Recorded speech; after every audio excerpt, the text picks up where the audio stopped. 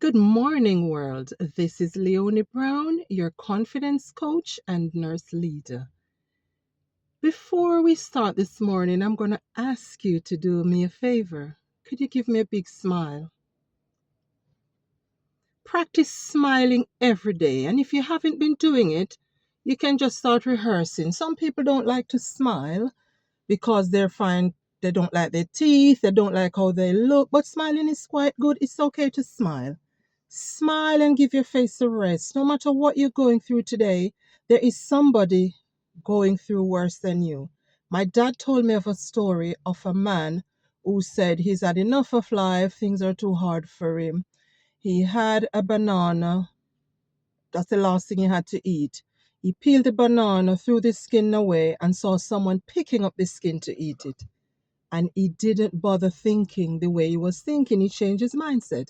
Because when you think you're the worst, you're going through the worst, there's somebody worse than you. And that's why it's good to talk. I just want to talk this morning about self limiting beliefs.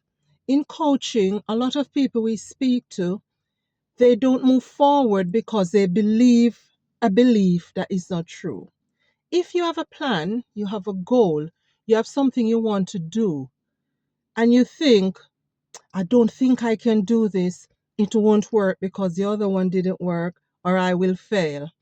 I want you to look at the evidence you have that that won't work, and you write it down. Because most of the time you have no evidence that it won't work. You're telling yourself it won't work because of self-limiting belief.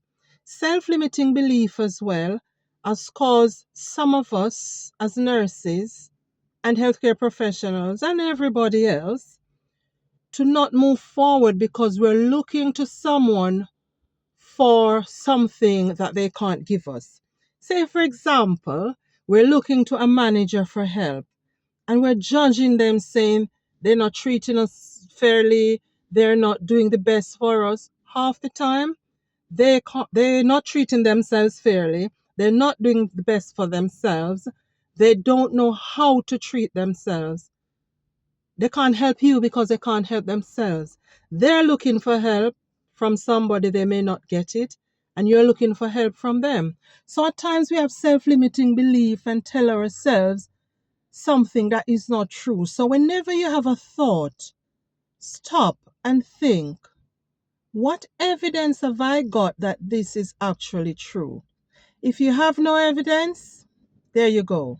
And if you have a thought to say, what I'm going to fail or something negative is going to happen, I want you to double check your thought and say, but what if it doesn't? That can help you. Sometimes you can talk yourself out of something.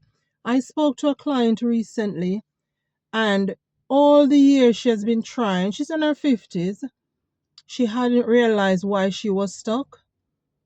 And I listened to her, and we worked out together. It was a fear of failure. Why are we afraid to fail? The person who is afraid to fail is afraid of success, I can tell you that, because that fear you have will stop you from doing something you could have done and could have done so brilliantly.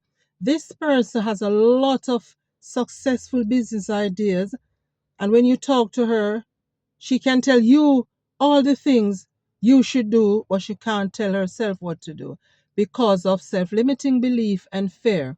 There are times when something happens and we hang on to it for so long and we just don't move on. We have to move on. We're not saying don't remember an experience you had, but what do you take from that experience? So the moral of the story is self-limiting belief can keep you stuck and stop you from success. So do not be afraid of failure. Failure way to success, as Les Brown says. And smile again for me. Smile. There we go.